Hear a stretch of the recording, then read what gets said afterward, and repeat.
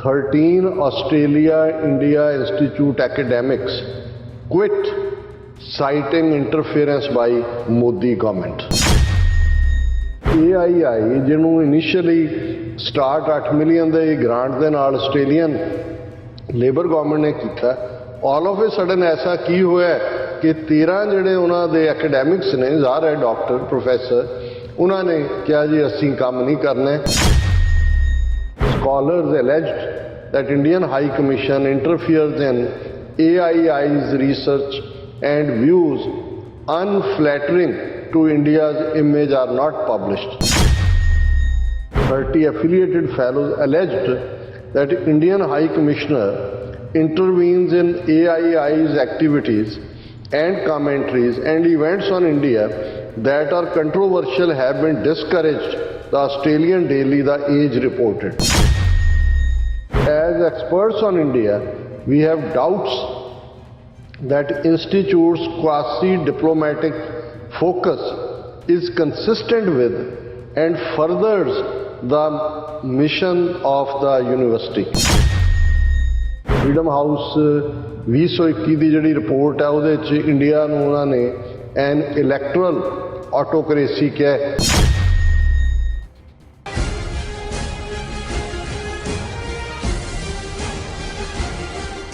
ਦਰਸ਼ਕੋ, break ਤੋਂ ਬਾਅਦ ਤੁਹਾਡਾ ਸਭ ਦਾ ਭਰਪੂਰ ਸਵਾਗਤ ਹੈ। ਸੋ ਵਿਊਅਰਸ, ਗੱਲਬਾਤ ਕਰਨ ਜਾ ਰਹੇ ਹਾਂ ਕਿ RSS ਵੱਲੋਂ ਬਾਹਰਲੇ ਮੁਲਕਾਂ ਦੀਆਂ ਯੂਨੀਵਰਸਿਟੀਆਂ ਵਿੱਚ ਹਿੰਦੂਤਵਾ ਦੇ ਪ੍ਰਚਾਰ ਲਈ ਚੇਅਰਾਂ ਜਿਹੜੀਆਂ ਨੇ ਉਹ ਸਥਾਪਿਤ ਕੀਤੀਆਂ ਜਾ ਰਹੀਆਂ ਹਨ ਅਤੇ ਇੰਸਟੀਚਿਊਟ ਜਿਹੜੇ ਨੇ ਉਹ ਖੋਲ੍ਹੇ ਜਾ ਰਹੇ ਹਨ।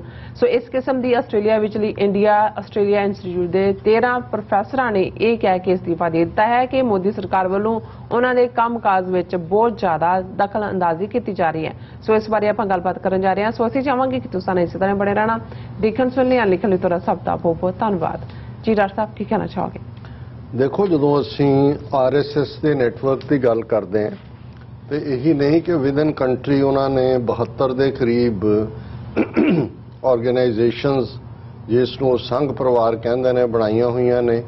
ਹਰ ਵਰਗ ਦੇ ਵਿੱਚ ਸਿੱਖਾਂ ਦੇ ਵਿੱਚ ਰਾਸ਼ਟਰੀ ਸਿੱਖ ਸੰਗਤ ਬਣਾ ਕੇ ਵਿੱਚ ਬੜੇ ਆਦੀਵਾਸੀਆਂ 'ਚ ਉਹਨਾਂ ਦੀ ਐਜੂਕੇਸ਼ਨ, ਸ਼ਿਸ਼ੂ ਭਾਰਤੀ ਸਟੂਡੈਂਟਸ, ਅਖਿਲ ਭਾਰਤੀ ਵਿਦਿਆਰਥੀ ਪਰਿਸ਼ਦ।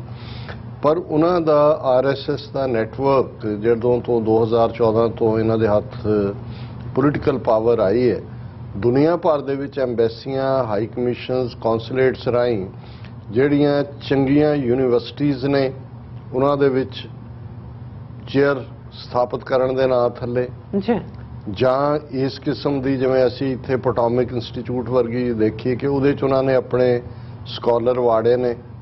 ਅਮਰੀਕਾ ਦੇ ਹਵਾਲੇ ਨਾਲ ਅਸੀਂ ਦੇਖਦੇ ਹਾਂ ਕਿ ਰਾਈਟ ਵਿੰਗਰ ਜਿਹੜੀ ਸੁਪਰਾਮੈਸਿਸਟ ਗਰੁੱਪ ਨੇ ਉਹਨਾਂ ਦੇ ਨਾਲ ਇੰਟੈਲੈਕਚੁਅਲ ਲੈਵਲ ਦੀ ਸ਼ੇਅਰਿੰਗ, ਉਹੀ ਇਹਨਾਂ ਦੀ ਇੱਕੋ ਜਿਹੀ ideology, extreme brahminism, extreme racism, white supremacist ਜਿਹੜੇ ਨੇ ਉਹ ਇਹਨਾਂ ਨਾਲ ਕਿਵੇਂ ਘਿਓ ਖਿਚੜੀ ਸੀ ਕਿ ਹਿੰਦੂਜ਼ ਫਾਰ ਟਰੰਪ ਜਿਹੜੇ ਨੇ ਕਿਵੇਂ ਉਹਦੇ ਲਈ ਫੰਡ ਰੇਜ਼ਿੰਗ ਕੀਤਾ। ਔਰ ਇਸੇ ਤਰੀਕੇ ਨਾਲ ਅਸੀਂ ਦੇਖਦੇ ਹਾਂ ਕਿ ਵੀ ਜਿਹੜੀ ਇਹਨਾਂ ਦੀ ਔਰ ਪਿਛਲੇ ਪੀਰੀਅਡ 'ਚ ਬੇਸ਼ੱਕ ਉਹਨੂੰ ਬਰਕਲੀ ਯੂਨੀਵਰਸਿਟੀ ਦੇ ਜਿਹੜੇ ਸੁਚੇਤ ਸਿੱਖ ਸਟੂਡੈਂਟ ਸੀ ਉਹਨਾਂ ਨੇ ਥਵਾਟ ਕੀਤਾ ਉਹਨਾਂ ਦਾ ਅਟੈਂਪਟ। ਗੁਰੂ ਨਾਨਕ ਚੇਅਰ ਦੇ ਨਾਂ ਥੱਲੇ RSS ਸਥਾਪਿਤ ਕਰ ਰਿਹਾ ਸੀ ਬਰਕਲੀ ਯੂਨੀਵਰਸਿਟੀ, ਔਰ ਉਹਨੂੰ ਸਿੱਖ ਸਟੂਡੈਂਟਸ ਨੇ ਚੈਲੰਜ ਕੀਤਾ ਕਿ ਵੀ ਇਹ ਕਿੱਥੋਂ ਆ ਗਏ ਗੁਰੂ ਨਾਨਕ ਦੇ ਪੈਰੋਕਾਰ। ਔਰ ਸਾਰਾ ਕਿਉਂਕਿ ਫਿਰ ਸਿਲੇਬਸ ਜਦੋਂ ਕੋਈ ਚੇਅਰ ਜਾਂ ਦੂਜਾ ਹੁੰਦਾ, ਬੇਸ਼ੱਕ ਕੁਝ ਯੂਨੀਵਰਸਿਟੀਜ਼ ਆਪਣੇ ਆਟੋਨਮਸ ਸਟੇਟਸ ਦੇ ਨਾਲ ਸਮਝੌਤਾ ਨਹੀਂ ਕਰਦੇ, ਪਰ put the money where the mouth is, ultimately ਉੱਥੇ ਉਹੀ ਚੱਲਦਾ ਹੁੰਦਾ ਜਿਨ੍ਹਾਂ ਦੇ, ਕਿਉਂਕਿ ਚੇਅਰ ਸਥਾਪਿਤ ਕਰਨ ਦਾ ਮਤਲਬ ਹੁੰਦਾ ਜਿਹੜਾ ਪ੍ਰੋਫੈਸਰ ਲੱਗਣਾ ਉਹਦੀ ਤਨਖਾਹ ਉਹਨਾਂ ਨੇ ਬਾਹਰੋਂ ਦੇਣੀ ਹੈ, ਔਰ ਉਹਦੇ ਲਈ ਇਹ ਕਈ ਮਿਲੀਅਨ ਦੇਣ ਨੂੰ ਜਿਹੜੀ ਐਂਡੋਮੈਂਟ ਦੇ ਥੱਲੇ ਤਿਆਰ ਹੁੰਦੇ ਨੇ। ਹੁਣ ਆਸਟ੍ਰੇਲੀਆ ਦੇ ਵਿੱਚ ਜਿਹਦਾ ਅਸੀਂ ਅਕਸਰ ਜ਼ਿਕਰ ਕਰਦੇ ਕਿ ਹੁਣ ਅਮਰੀਕਾ, ਕੈਨੇਡਾ, UK ਤੋਂ ਬਾਅਦ ਜੇ ਚੌਥਾ ਵੱਡਾ ਸਾਡੀਆਂ ਪੰਥਕ ਐਕਟੀਵਿਟੀਜ਼ ਦਾ ਜਾਂ ਅਵੇਅਰਨੈਸ ਸਿੱਖੀ ਦੇ ਐਂਗਲ ਤੋਂ ਜਾਂ ਈਵਨ ਖਾਲਿਸਤਾਨ ਦੇ ਨੁਕਤਾ ਨਿਗਾਹ ਤੋਂ, ਕਿਉਂਕਿ ਬਹੁਤ ਵੱਡੀ ਗਿਣਤੀ ਦੇ ਵਿੱਚ ਸਿੱਖ ਨੌਜਵਾਨ ਪਿਛਲੇ ਪੀਰੀਅਡ ਦੇ ਵਿੱਚ ਉੱਥੇ ਆਏ ਨੇ, ਆਬਾਦੀ 2.5 ਲੱਖ ਦੇ ਨੇੜੇ ਤੇੜੇ। ਹਾਲਾਂ ਉਹਦੇ 'ਚ ਵੀ ਬਹੁਤ ਸਾਰੇ, ਮੈਂ ਤਾਂ ਇਹਨੂੰ 500 ਮਿਲੀਅਨ ਸਮਝਦਾ, ਕਿਉਂਕਿ ਬਹੁਤ ਵਾਰ ਸਟੂਡੈਂਟਸ ਜਾਂ ਦੂਜੇ ਆਪਣੇ ਆਪ ਨੂੰ ਰਜਿਸਟਰ ਵੀ ਨੇ, ਅਸੀਂ ਅਮਰੀਕਾ 'ਚ ਵੀ ਦੇਖਦੇ, ਕੈਨੇਡਾ ਦੇ ਹਵਾਲੇ ਨਾਲ ਵੀ ਦੇਖਦੇ, ਪਰ ਉੱਥੇ ਜਿਹੜਾ ਐਕਟਿਵਿਜ਼ਮ ਹੈ ਉਹ ਕਾਫੀ ਵਿਜ਼ੀਬਲ ਹੈ। ਔਰ ਆਸਟ੍ਰੇਲੀਆ ਇੱਕ ਸਟੇਜ ਦੇ ਉੱਤੇ ਅੱਜ ਤੋਂ 13-14 ਸਾਲ ਪਹਿਲਾਂ मेरे ख्याल 24 ਜਾਂ 25 ਬਿਲੀਅਨ ਡਾਲਰ ਜਿਹੜੀ ਆਸਟ੍ਰੇਲੀਆ ਦੀ ਇਨਕਮ ਸੀ ਇਹ ਐਜੂਕੇਸ਼ਨ ਸੈਕਟਰ ਦੇ ਵਿੱਚ ਸੀ। ਫੋਰਨ ਸਟੂਡੈਂਟ ਜਦੋਂ ਆਉਂਦੇ ਨੇ ਉਹਨਾਂ ਨੂੰ ਜਿਹੜਾ ਉਹ ਫੀ ਪੇ ਕਰਦੇ ਨੇ। ਲੇਕਿਨ ਉਸੇ ਪੀਰੀਅਡ 'ਚ 2009 ਦੇ ਨੇੜੇ ਤੇੜੇ ਅਸੀਂ ਦੇਖਦੇ ਹਾਂ 2008-9 ਉਸ ਤੋਂ ਪ੍ਰੀਵੀਅਸ ਈਅਰਸ ਦੇ ਵਿੱਚ ਵਾਇਲੈਂਸ ਅਗੇਂਸਟ ਦਾ ਸਟੂਡੈਂਟਸ ਉਹ ਸਾਰੇ ਹੀ ਰੇਸਿਸ, ਕਿਉਂਕਿ ਆਸਟ੍ਰੇਲੀਆ ਦੀ ਇੱਕ ਆਪਣੀ ਹਿਸਟਰੀ ਹੈ, ਉਹਨਾਂ ਦਾ ਰੇਸਿਜ਼ਮ ਇੱਕ ਵੱਖਰੀ ਟਾਈਪ ਦਾ, ਭਾਵੇਂ ਉਹਨਾਂ ਦੇ ਇਹਨਾਂ ਦੇ ਇੰਗਲੈਂਡ ਦੇ UK ਦੇ ਕ੍ਰਿਮੀਨਲਸ ਨੇ ਜਾ ਕੇ ਉੱਥੇ ਕਿਵੇਂ ਐਬੋਰੀਜਨਲਸ ਨਾਲ ਕੀ ਕੀਤਾ, ਬਾਕੀ ਉਹਨਾਂ ਦੇ ਕਿੰਨੀਆਂ ਬੋਲੀਆਂ ਸੀ 300-400 ਉਹਨੂੰ ਕਿਵੇਂ ਮਹਿਦੂਦ ਕਰ ਦਿੱਤਾ ਹੈ, ਕਿਵੇਂ ਉਹਨਾਂ ਨੂੰ ਸਬ ਹਿਊਮਨ ਬਣਾ ਦਿੱਤਾ ਹੈ, ਇੱਕ ਵੱਖਰੀ ਕਹਾਣੀ ਹੈ। ਲੇਕਿਨ ਉਹੀ ਮਾਈਂਡਸੈਟ ਜਦੋਂ ਦੂਸਰਿਆਂ ਦੇ ਉੱਤੇ ਵੀ ਆਇਆ ਤੇ ਫਿਰ ਆਸਟ੍ਰੇਲੀਆ ਆਪਣੀ ਉਹਨਾਂ ਨੂੰ ਇਹ ਵੀ ਸੀ ਵੀ ਜਿਹੜੀ ਫੋਰਨ ਸਟੂਡੈਂਟ ਆ ਰਹੇ ਨੇ ਸਾਡੀ ਇੱਕ ਵੱਡਾ ਸੈਕਟਰ ਐਜੂਕੇਸ਼ਨ ਦਾ ਇਹ ਪ੍ਰਭਾਵਿਤ ਨਾ ਹੋਏ। ਸੋ 2009 ਦੇ ਵਿੱਚ ਲੇਬਰ ਗਵਰਨਮੈਂਟ ਸੀ ਤੇ ਉਹਨਾਂ ਨੇ ਕੈਵਿਨ ਰਡ ਲੇਬਰ ਗਵਰਨਮੈਂਟ ਦੇ ਪੀਰੀਅਡ 'ਚ ਉਹਨਾਂ ਨੇ $8 ਮਿਲੀਅਨ ਦੀ ਗ੍ਰਾਂਟ ਦੇ ਕੇ ਉਹਨਾਂ ਨੇ ਇੱਕ ਇੰਸਟੀਚਿਊਟ ਜਿਹੜੀ ਐਸਟੈਬਲਿਸ਼ ਕੀਤੀ, ਆਸਟ੍ਰੇਲੀਆ ਇੰਡੀਆ ਇੰਸਟੀਚਿਊਟ। ਇਸ ਨੂੰ AII ਕਰਕੇ ਮੈਂ ਆਉਣ ਵਾਲੀ ਡਿਸਕਸ਼ਨ 'ਚ ਕਵਾਂਗਾ, ਆਸਟ੍ਰੇਲੀਆ ਇੰਡੀਆ ਇੰਸਟੀਚਿਊਟ। ਔਰ ਇਸ ਦਾ ਜਿਹੜਾ ਮੈਲਬੌਰਨ ਯੂਨੀਵਰਸਿਟੀ ਦੇ ਵਿੱਚ ਇਸ ਦਾ ਹੈੱਡਕੁਆਰਟਰ ਹੈ। ਮੈਨੂੰ ਇਸ ਬਾਰੇ ਬਹੁਤ ਸਾਰੀ ਜਾਣਕਾਰੀ ਨਹੀਂ ਹੈ ਵੀ ਕਿੰਨਾ ਕਿ ਸਪਰੈਡ ਆਊਟ ਹੈ, ਪਰ ਇਹ ਖਬਰ ਮੈਂ ਇਸ ਲਈ ਡਿਸਕਸ ਕਰ ਰਿਹਾ ਹਾਂ, ਸਾਡੇ ਨੋਟਿਸ ਦੇ ਵਿੱਚ ਸਾਡੇ ਆਸਟ੍ਰੇਲੀਅਨ ਵੀਰਾਂ ਨੇ ਲਿਆਂਦੀ ਹੈ ਔਰ ਇਹ ਨਿਊਜ਼ ਕਲਿੱਕ ਦੀ ਰਿਪੋਰਟ ਹੈ ਜਿਸ ਦਾ ਉਨਵਾਨ ਹੈ 13 Australia India Institute academics quit citing interference by Modi government. ਹੁਣ ਇਸ ਤੋਂ ਪਹਿਲਾਂ ਫਰੀडम ਹਾਊਸ 2021 ਦੀ ਜਿਹੜੀ ਰਿਪੋਰਟ ਹੈ ਉਹਦੇ 'ਚ ਇੰਡੀਆ ਨੂੰ ਉਹਨਾਂ ਨੇ ਐਨ ਇਲੈਕਟਰਲ ਆਟੋਕ੍ਰੇਸੀ ਕਿਹਾ। ਹੁਣ ਇਹ ਰਿਪੋਰਟਸ ਆ ਰਹੀਆਂ। ਹੁਣ ਇਹ ਬੜੀ ਮੇਜਰ ਖਬਰ ਹੈ ਕਿ ਵੀ ਇਹ ਜਿਹੜੀ AII ਜਿਹਨੂੰ ਇਨੀਸ਼ੀਅਲੀ ਸਟਾਰਟ 8 ਮਿਲੀਅਨ ਦੇ ਗ੍ਰਾਂਟ ਦੇ ਨਾਲ ਆਸਟ੍ਰੇਲੀਅਨ ਲੇਬਰ ਗਵਰਨਮੈਂਟ ਨੇ ਕੀਤਾ, ਆਲ ਆਫ ਏ ਸਡਨ ਐਸਾ ਕੀ ਹੋਇਆ ਕਿ 13 ਜਿਹੜੇ ਉਹਨਾਂ ਦੇ ਐਕੈਡੈਮਿਕਸ ਨੇ, ਜ਼ਾਹਰ ਹੈ ਡਾਕਟਰ ਪ੍ਰੋਫੈਸਰ, ਉਹਨਾਂ ਨੇ ਕਿਹਾ ਜੀ ਅਸੀਂ ਕੰਮ ਨਹੀਂ ਕਰਨਾ ਕਿਉਂਕਿ Indian government through high commissioner interference ਕਰ ਰਿਹਾ। ਔਰ ਇਹਦੀ ਸ਼ੁਰੂਆਤ ਹੀ ਇਹ ਹੈ ਖਬਰ ਦੀ ਕਿ ਜਿਹੜਾ ਦਾ scholars ਐਲੈਜਡ that Indian High Commission interferes in AII's research and views unflattering to India's image are not published। ਕਿ ਜਿਹੜੀ ਤਾਂ ਉਹਨਾਂ ਦੀ ਤਾਰੀਫ ਦੀ ਗੱਲ ਹੈ ਜੋ ਇਹ ਕਹੀ ਜਾਣ ਦੀ ਲਾਰਜੈਸਟ ਡੈਮੋਕ੍ਰੇਸੀ ਜੁਡੀਸ਼ਰੀ ਮੀਡੀਆ, ਪਰ ਜਿੱਥੇ ਕ੍ਰਿਟਿਸਿਜ਼ਮ ਹੈ ਅਨਫਲੈਟਰਿੰਗ ਹੈ ਉਹਨੂੰ ਉਹ ਰੋਕ ਦਿੰਦੇ ਨੇ। ਔਰ ਇਹ ਕਿ ਭਾਈ ਔਰ ਮੈਲਬਰਨ ਯੂਨੀਵਰਸਿਟੀ ਦੇ ਨੇ ਉਹਨਾਂ ਨੇ they have quit due to alleged interference by Indian High Commission in the Institute's work and research and reluctance to publicize views that are unflattering to India's image। और उन्होंने वाइस चांसलर उत्थे mister Duncan मास्कल ने 29 मार्च ਨੂੰ उन्होंने letter ये लिखा 30 affiliated fellows alleged that Indian High Commissioner intervenes in AII's activities and commentaries and events on India that are controversial have been discouraged, the Australian Daily the Age reported। ਹੁਣ ਇਹ ਜਿਹੜਾ news click ਦੀ report ਹੈ ਇਹਦਾ ਵੀ source ਦਾ age ਹੈ ਜਿਹੜੀ Australian publication ਹੈ। ਔਰ ਫਿਰ ਉਹਨਾਂ ਨੇ 2009 ਚ ਇਸ ਇੰਸਟੀਚਿਊਟ ਤੇ ਐਸਟੈਬਲਿਸ਼ ਹੋਣ ਦੀ ਗੱਲ ਕੀਤੀ। ਫਿਰ ਵੇਰਵਾ ਥੋੜਾ ਜਿਹਾ ਜਿਸ ਤੋਂ ਤੁਹਾਨੂੰ ਅੰਦਾਜ਼ਾ ਹੋ ਜਾਂਦਾ ਹੈ। some events relating to India have been discouraged or not supported on the grounds that they were likely to be controversial। ਜੇ ਹੁਣ ਇੰਡੀਆ ਦੀ ਕੋਈ ਖਾਮੀ ਕੱਢੀ ਜਾਂਦੀ ਹੈ ਭਾਈ ਤੁਸੀਂ ਮਾਈਨੋਰਟੀਜ਼ ਨਾਲ ਕੀ ਕਰ ਰਹੇ ਹੋ, ਗਰਾਊਂਡ ਤੇ ਤੁਹਾਡੀ ਡੈਮੋਕ੍ਰੇਸੀ ਕਿੰਨੀ ਫੰਕਸ਼ਨਲ ਹੈ ਤੇ ਉਹਦੇ ਚੋਂ ਕਹਿਣਗੇ ਜੀ ਨਹੀਂ ਇਹ ਕੰਟਰੋਵਰਸ਼ੀਅਲ ਹੈ। The scholars who worked across various disciplines and universities wrote adding that AII's official events carried the flavor of propaganda। ਕਿ ਜਿਹੜੇ ਇੰਸਟੀਚਿਊਟ ਸੀ ਜਦੋਂ ਤੁਸੀਂ ਦੋ ਮੁਲਕਾਂ ਦੇ ਨਾਂ ਦੇ ਕੇ ਰਿਸਰਚ ਇੰਸਟੀਚਿਊਟ ਦਾ ਮਤਲਬ ਤਾਂ ਕੋਈ ਰਿਸਰਚ ਕਰਨਾ ਹੁੰਦਾ ਹੈ, ਲੇਕਿਨ ਉਹਨਾਂ ਨੇ ਕਿਹਾ ਵੀ ਇਹ ਤਾਂ ਇੰਡੀਅਨ ਪ੍ਰੋਪੇਗੈਂਡੇ ਦਾ ਹੀ ਆਊਟਲੈਟ ਬਣਾ ਦਿੱਤਾ ਗਿਆ। As experts on India we have doubts that institute's quasi-diplomatic focus is consistent with and furthers the mission of the university।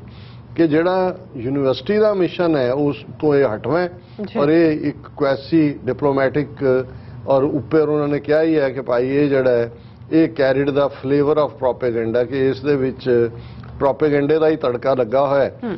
Giving फिर उन्होंने एग्जाम्पल दी है, giving an example of shrinking space for freedom at the institute, one of the signatories requesting anonymity told the age, क्योंकि court ने news click ने the age ਨੂੰ ਹੀ ਕੀਤਾ ਹੈ, सो ये एज ਦਾ ਹੀ सोर्स है, that a controversial public event titled Key Words for India Violence, which discussed the ongoing violence against Hindutva groups against Muslims and other minorities in India, was downgraded into a private invite only seminar कि तुसी public domain चों वो कढ़ लई और की words for India जिहड़ा violence जिहड़ा उसदा है उहनूं तुसी कहो जी नहीं ये जिन्हों बहुत प्राइवेट ही देखा जा सकता है, पब्लिक डोमेन च नहीं है।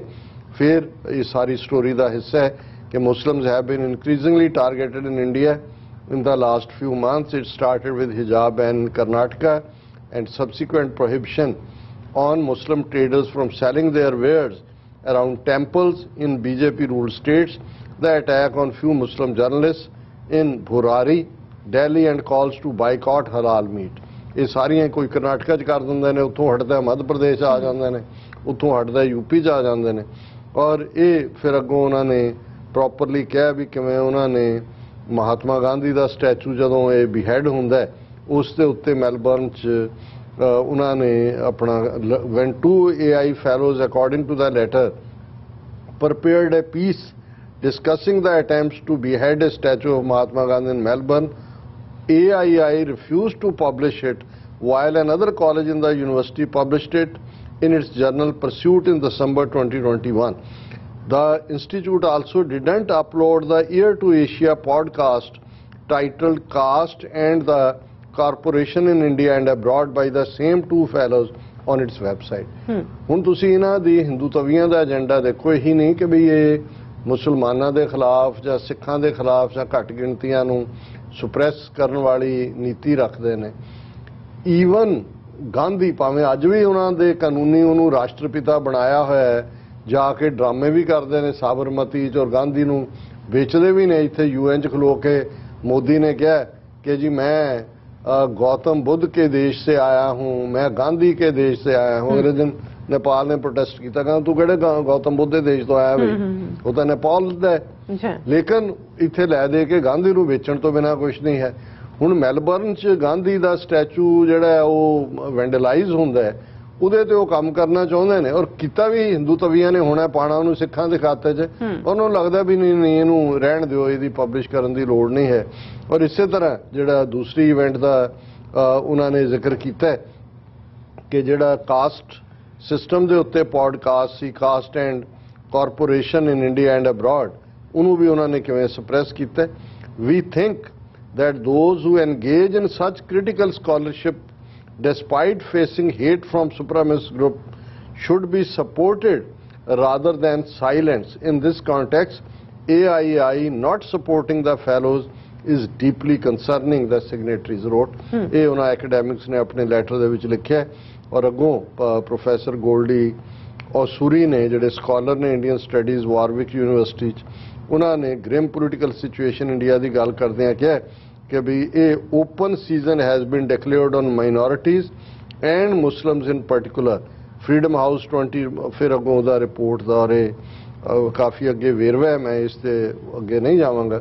मैं समझदा भी ये भी जदों असीं एक तलवार फड़ के जूझण वालियां दी गल करदे हैं ते ये जिहड़े पैन वील्डिंग योधे ने जी, और इस गल दा ध्यान रहे कि जदों कोई भी इस किस्म दा जिन्होंने जदों ये हिंदू तवी या दूजे इत्थे मैनू पता है भी डॉक्टर सिंथिया जिन्होंने जी असिस्टेंट प्रोफैसर सी एंथ्रोपोलॉजी की यूनिवर्सिटी ऑफ मेन्स, जदों उन्हें सिखां दे उत्ते जी खालिस्तानी स्ट्रगल ते fighting for faith and nation dialogues with Sikh militants किताब लिखी, उहदा जिहड़ा एकेडैमिक करियर है वो बिल्कुल ब्लॉक हो गया।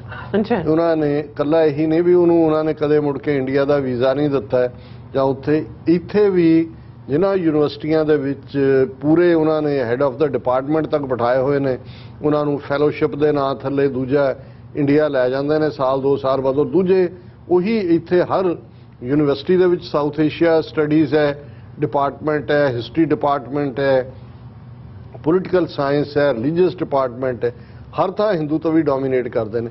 ਔਰ ਜਿਹੜੇ ਈਵਨ ਪ੍ਰੋਫੈਸਰ ਜਿਵੇਂ ਡਾਕਟਰ ਸਿੰਥੀਆ ਵਾਈਟ ਰੇਸ ਨਾਲ ਸੰਬੰਧਿਤ ਹੈ, ਪਰ ਜੇ ਉਹਨੇ ਕੋਈ ਟਰੂਥਫੁਲ ਜਿਹੜਾ ਉਹ ਗੱਲ ਸਾਹਮਣੇ ਲਿਆਂਦੀ ਹੈ ਤੇ ਇੱਥੇ ਯੂਨੀਵਰਸਿਟੀਆਂ 'ਚ ਵੀ ਉਹਨਾਂ ਨੂੰ ਬਲੌਕ ਕਰ ਦਿੱਤਾ ਜਾਂਦਾ ਹੈ। ਆਪਣੇ ਉਹਨਾਂ ਦੇ ਰਾਹੀਂ ਮੈਸੇਜ ਇਹੀ ਦਿੱਤਾ ਜਾਂਦਾ ਹੈ ਕਿ ਬਈ ਇਹੀ ਨਹੀਂ ਕਿ ਵੀ ਉੱਥੇ ਜੋ ਪੰਜਾਬ 'ਚ ਕਰ ਰਹੇ ਨੇ ਜਾਂ ਭਾਰਤ ਭਰ 'ਚ ਆਵਾਜ਼ ਜਿਹੜੀ ਹੈ ਦਬਾਉਣ ਦੀ ਕੋਸ਼ਿਸ਼ ਹੈ, ਇੱਥੇ ਵੀ ਇਹੀ ਕੁਝ ਕੀਤਾ ਜਾਂਦਾ। ਸੋ ਅਸੀਂ ਤਾਂ ਇਹ ਜਿਹੜੀਆਂ 13 ਵੱਡੀਆਂ ਸ਼ਖਸੀਅਤਾਂ ਨੇ, ਐਕੈਡੈਮੀਸ਼ੀਅਨਸ ਨੇ, ਉਹਨਾਂ ਨੂੰ ਸੈਲੂਟ ਕਰਦੇ ਆ ਕਿ ਉਹਨਾਂ ਨੇ ਸੱਚ ਦਾ ਸਾਥ ਦਿੰਦੇ ਆ ਆਪਣੇ ਕਰੀਅਰ ਨੂੰ, ਆਪਣੇ ਜਿਹੜਾ ਨੌਕਰੀ ਨੂੰ ਵੀ ਜਿਹੜੀ ਹੈ ਉਹ ਠੁੱਡ ਮਾਰਿਆ। ਜੀ ਡਾਕਟਰ ਸਾਹਿਬ ਤੁਹਾਡਾ ਬਹੁਤ ਬਹੁਤ ਧੰਨਵਾਦ। ਸਾਥ ਲੈਣੇ ਬ੍ਰੇਕ ਵਿਊਅਰਸ, ਤੁਸੀਂ ਕਿਤੇ ਨਹੀਂ ਜਾਣਾ, ਮਿਲਦੇ ਆ ਆਫਟਰ ਦਿਸ ਸ਼ਾਰਟ ਬ੍ਰੇਕ।